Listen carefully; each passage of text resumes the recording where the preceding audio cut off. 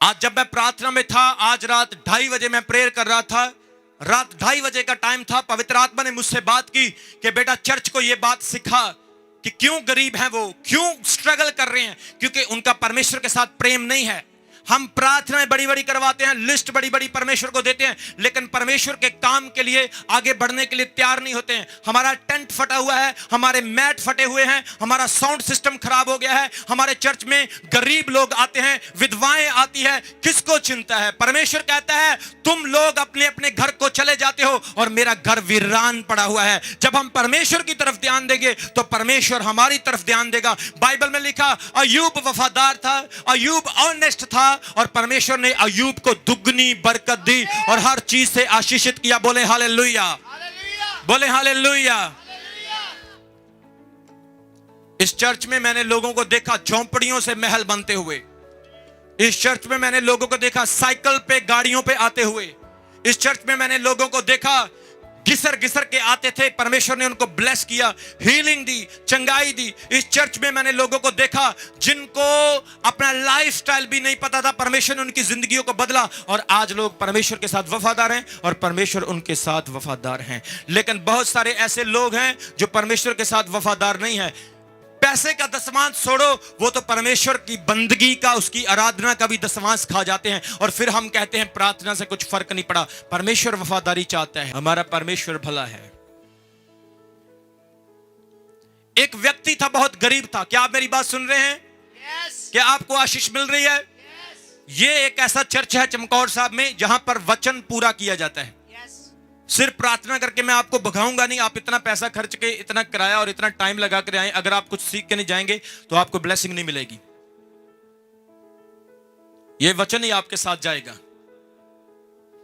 एक व्यक्ति था, बहुत गरीब था। बाइबल बताती है एक दिन वो बड़ा निराश, बड़ा उदास, उसका मुंह लटका हुआ है, वो ऐसे जा रहा है। उसके कान में एक आवाज पड़ी कि कहीं पर ढोलकी बज रही है, चिमटे बज रहे हैं, आवाज आ रही है गाने बजाने की।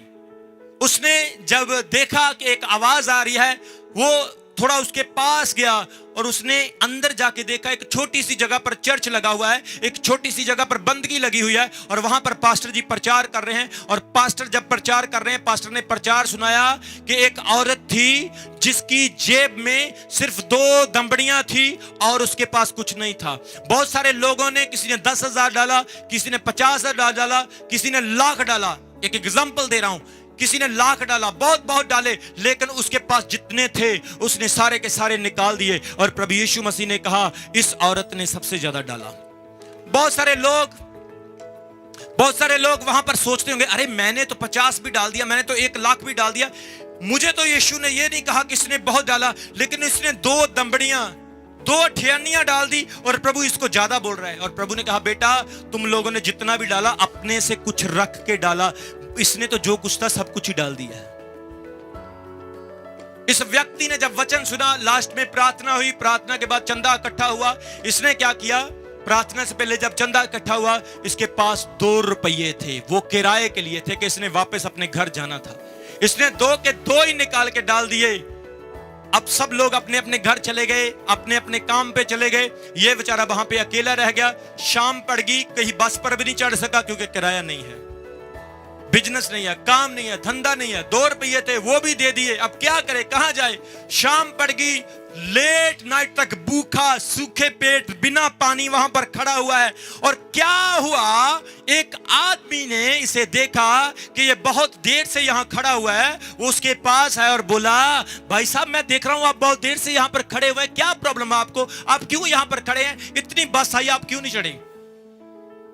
बोला सर मैं ऐसे ऐसे प्रभु के घर में आया था, पास्टर ने प्रचार किया कि जो कुछ है डाल दो, मेरे पास 2 ही थे, मैंने वो भी डाल दिया, अब कुछ भी नहीं बचा।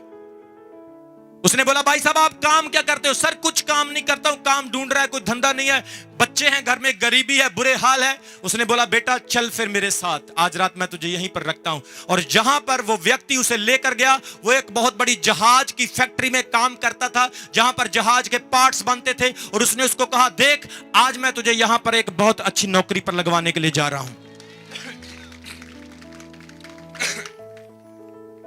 जब उसको अच्छी नौकरी मिल गई, वो वहां पर काम करता रहा, 5,000 से 10,000 हुए, 10 से 15 हुए, 15 से 20 हुए।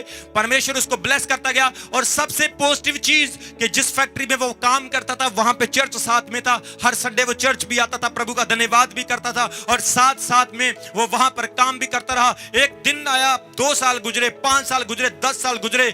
आज क्या वक्त हुआ कि वो उस फैक्ट्री का मालिक बन चुका था। बैकग्राउंड क्या?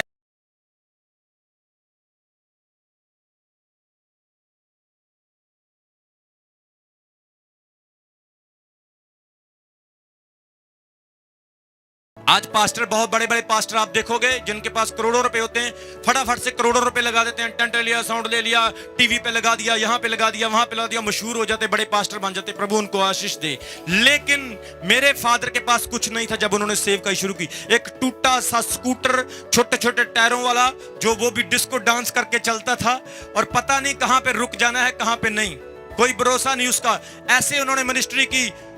जम्मू से लेकर दिल्ली तक स्कूटर पे उन्होंने सफर किया और इतना भला किया, इतने लोगों को बताया, इतनी लोगों से दुष्ट आत्माएं निकाली, इतने लोगों का भला किया बिना लालच के, बिना पैसे के। और डैडी मुझे कभी कभी कहते हैं, बेटा जितनी मैंने मिनिस्ट्री की ना, अगर मैं लालच करता तो आज तुम हेलीकॉप्टर पे घूमते। लेकिन मैंने डैडी को कहा, डैडी जी आप चिंता ना करो, आज हम हेलीकॉप्टर पे नहीं, आज भी हम एयर जेट पे घूम रहे हैं यीशु के नाम से। आज भी हम जहाज के ऊपर ही बैठे हुए हैं, क्योंकि कोई इंसान पैसे से बड़ा नहीं होता, विश्वास से, दिल से और परमेश्वर के साथ रहकर बड़ा होता है। ताली बजाएं परमेश्वर के लिए। पैसा आपका साथ छोड़ सकता है, लेकिन परमेश्वर कहता है मैं तेरा कभी साथ नहीं छोड़ूंगा। बोले हालेलुया। उस व्यक्ति की तरह आप सोचें, आप उस व्यक्ति की तरह वफादार बन जाएं। आइए पढ़ेंगे परमेश्वर क्या कहता है। मलाकी की किताब उसका 3 अध्याय उसके 8 वचन में। हमारे बहुत सारे यहां पर ऐसे लोग हैं जो इन चीजों को अपनाकर अपनी जिंदगी में कामयाब, अपनी जिंदगी में एक आशीषित पर्सन बन चुके हैं, एक आशीषित व्यक्ति बन चुके हैं। आइए पढ़ेंगे मलाकी 3 अध्याय उसके 8 वचन में। परमेश्वर कहता है, क्या मनुष्य परमेश्वर को धोखा दे सकता है? क्या मनुष्य, आदमी परमेश्वर को धोखा दे सकता है? पर देखो तुम मुझको धोखा देते हो। परमेश्वर आप लोगों को, अपनी प्रजा को, हम लोगों को कह रहे हैं, क्या कोई परमेश्वर को चीट कर सकता है? क्या कोई परमेश्वर को धोखा दे सकता है? कोई नहीं दे सकता है। लेकिन परमेश्वर कहता, मेरे लोग मुझे धोखा देते हैं, मेरे लोग मुझे लूटते हैं, मुझे धोखा देते हैं। मेरे बहनों भाइयों,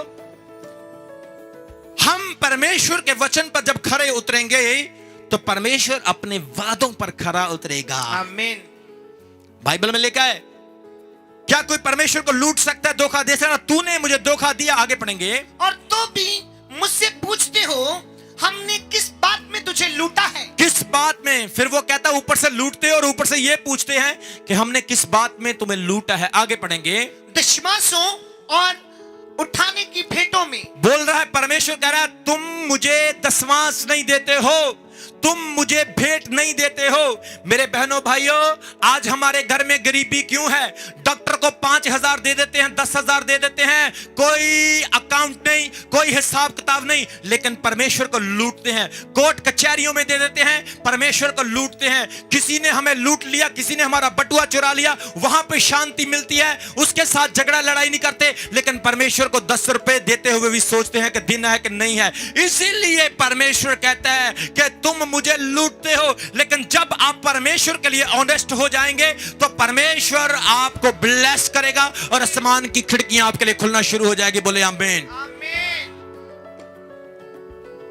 ब्रदर शमी ने बताया, पास्टर जी एक बहन का मुझे अमेरिका से फोन आया, अमेरिका से एक फोन आया। बहन बोलने लगी, please please please please please मेरे लिए दुआ करो, दुआ करो, मैं बहुत परेशान हूं। मैंने बड़े डॉक्टरों से इलाज कराया, मैंने मुसलमानों से इलाज कराया, मैंने मौलवियों से इलाज कराया, मैंने तांत्रिकों से बड़ा इलाज कराया, लेकिन मैं बड़ी दुखी हूं। मैं घर के बर्तन उठा उठा के फेंकती हूं, मैं घर वालों से लड़ती हूं, मेरे अंदर ऐसा शैताना जो निकल नहीं रहा। मैंने YouTube पे देखा, पास्टर रमन जी दुष्ट आत्मा को हाथ लगाते हैं और वो भाग जाती है, तो आप मेरे लिए प्रेयर करा दें, प्लीज प्लीज मेरे लिए दुआ करा दें।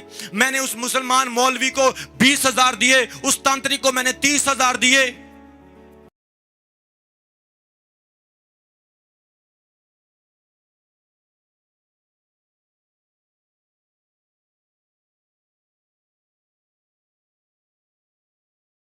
जो लूटते हैं हम उनको खुद खुश होकर लुटाते हैं, लूट लो, ले जाओ ले जाओ ले जाओ। लेकिन जो प्यार करने वाला हमें, जो हम पर तरस खाने वाला है, उसकी तरफ हम ध्यान नहीं देते। और फिर हम कहते हैं मेरे पास ब्लेसिंग नहीं है। कैसे मिलेगी ब्लेसिंग? बोना सीखो, बोना सीखो। परमेश्वर ने आपसे 10% मांगा है, परमेश्वर ने आपसे 10% मांगा है, 100 नहीं मांगा है। यहूदी लोग दुनिया के सबसे अमीर लोग हैं। क्यों अमीर लोग हैं?